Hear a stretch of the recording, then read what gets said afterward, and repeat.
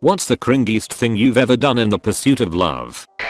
I had a crush freshman year of high school. We always talked on MySpace, but hardly in person, even though we spent a lot of time together, and I would walk her to 6th period drama class. One day I felt like I hadn't spent enough time with her, so I went into the classroom. I figured there were so many students, probably 40 to 60 kids, the teacher wouldn't notice. So there I'm sitting in the classroom, not even next to her. It was a poorly thought out plan. After about 30 minutes the teacher calls me out. Something like, "Excuse me, who are you? I noticed you." Since the beginning of class now the entire class is staring at me in anticipation for my response. I quietly mumble I was just interested to see what you guys do in drama class, to which she loudly responds, "I'm sorry, you're going to have to speak up."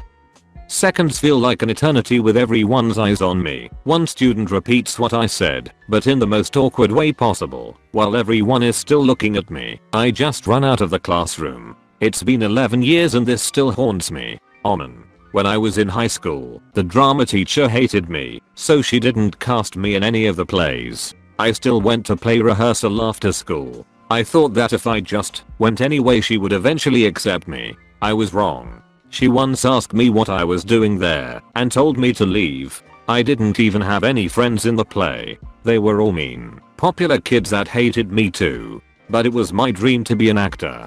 It still is. I never gave up. I'm heavily involved in professional theater in our city, and no one even knows who she is. That memory still hurts. Who shames a kid like that? Wow, that's rude. If you have a kid who's interested, why would you push that away? She only liked the kids that had her as a teacher in middle school, and she absolutely hated anyone else. My plan was to pretend to fall, but actually save myself right before to catch her attention and look cool. Well, sometimes things don't go as planned, and that's why I have a scar on my hip. Over 120 upvotes, and not a single fell for you joke. Damn, I'm disappointed. In my native language the idiom is fell onto you not for you, which makes this all the more interesting. Netherlands? Ik ben voor jou gevallen, I fell for you. Kan das ook? As a English speaker, WTF, is that how our language looks to others? Yes. Didn't know it looked like a foreign gelatin flavor. Sort of. Dutch is special because we have very few words on loan, and there is more exposure of other European cultures, so it's pretty incredibly foreign to us. Most people have exposure somewhere to English, but other languages would be that incoherent. I was young.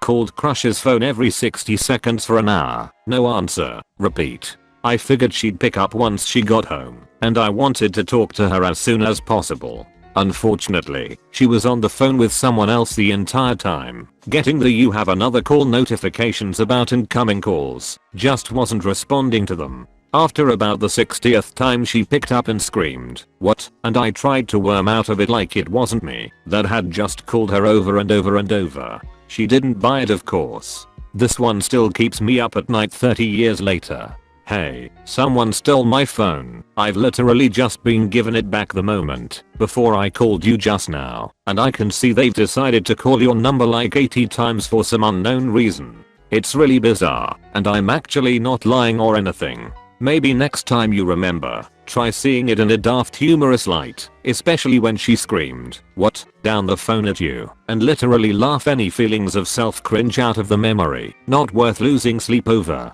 30 years ago means this was a house phone. Hey, some burglar broke into my house and started calling your number over and over. I scared him off, and I'm calling just to say sorry for the spam. Yawn. Gave the girl a copy of Nickelback's Far Away in hopes that expressing passion and desire through Chad Kroger's chocolate bars would be enough to avoid making any awkward confessions myself. Found it a week later at my aunt's house with no explanation. Definitely still causes me a cold sweat from time to time. Can anyone else hear banjos? I was very little. I was at a playground on the swings next to this girl I had a crush on.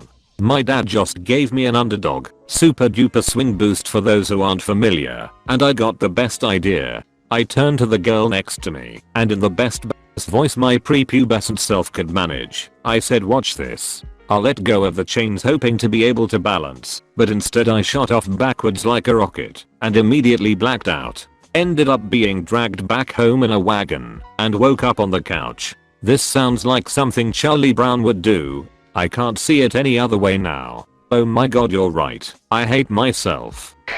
When I was 12 I had a crush on a girl in my grade school. During our school's 7th grade dance, I didn't realize that as I was trying to psych myself up to ask her to dance, I was actually following her around, and she was very aware of it. She had to ask another kid to tell me to stop following her around and that I was being creepy. I ended up marrying another girl from my grade school class and we all got together like 20 years later at a bar, and I got to apologize and sort of explain what I was trying to do. What did she say when you told her? She was really nice about it. Something like if she had known, she wouldn't have sent the other kid. It wasn't like she was bitchy about it, and with hindsight on my part, I was the quiet kid following her around a dance. It was creepy. She did the right thing, of course. Still devastating to a little kid with a crush and no social skills, but that wasn't her fault. I completely understand. She had no way of knowing.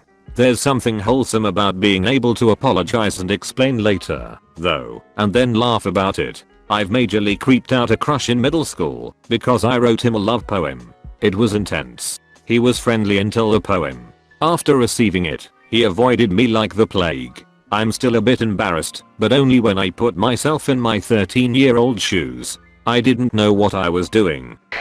Lost a good GF in my early 20s, late 30s now, because I was insecure. She went out with her girls one night and said she would call around 11 to let me know what she was doing. She wasn't sure if she was going to stay a while or leave early and come see me. I was a night owl BTW. I probably called her nearly a dozen times by 2 AM. I don't know why. I just got it in my head that she was being pursued by countless better looking and more successful guys than me. I was never like that with any of my other GFs.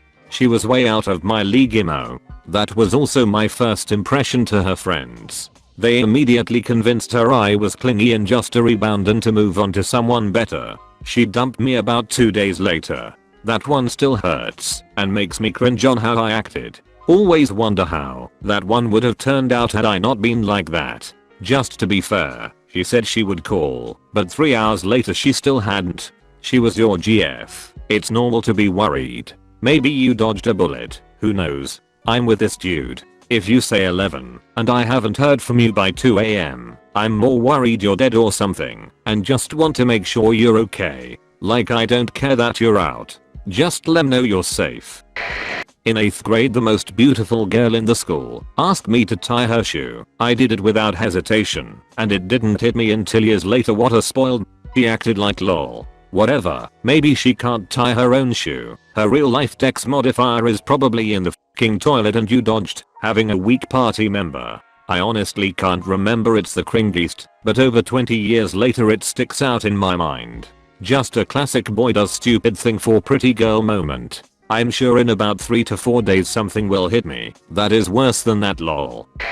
When I was 11 I tried hitting on a grocery store cashier. Had the opposite thing happen. My little sister has always looked a lot older than she is. We are hanging out at the grocery store and the cashier, who I went to high school with, was laying it on thick trying to flirt with her, and she was not registering what was going on. Finally I cut him off and said, dude, she's 12. And he went bright red and didn't say a word the rest of the transaction. Poor dude. Holy shit, this happened to me in front of my parents. They didn't say anything and I got a free Easter chocolate out of it lol. Poor dude. He probably shouldn't be flirting with customers if they are not into it. He wasn't being harmful or crossing any lines. He was just trying to be cute. I did that once, but the guy reciprocated, so it didn't seem so bad. He was asking about a phone which was sold out, so I took his name and number to let him know when we had more stock, as was standard procedure. I ended up taking his number home with me and considered calling him for a while, but ultimately decided it'd be creepy as hell. I still cringe at the thought that I even considered it. Not really crazy, just weird. A girl I was over the top in love with was leaving to go back to college at like 6 AM, so I woke up extra early just to surprise her at her house with a gift. That gift? A folded wrinkled picture of her and her friend where only half of my body is in it, not even really knowing I was in a picture. I thought I was so romantic at the time, but I'm cringing even typing this. What were you thinking? I cringed when I read this. I think I was like 18 at the time. But still, yeah, I can't even imagine how weird it was for her. I wrote a girl a poem confessing my attraction and asking her out. Now, to be fair, I had my more socially astute sister proofread it first to make sure I wasn't doing something stupid. She transferred out of the 2 classes we had together and told me never to talk to her again. She avoided me for the next 2 years, then I never saw her again. Oof. I'm a tall pale redhead who got a note asking me out with a little poem in high school from a boy who I ended up rejecting. But I only rejected him because I had recently gotten dumped by my first boyfriend and was still not over it. I was nice about it though. Sadly, he had a motorcycle accident shortly afterwards and was gone the rest of the year. I'm sorry your crush was so awful. You killed him.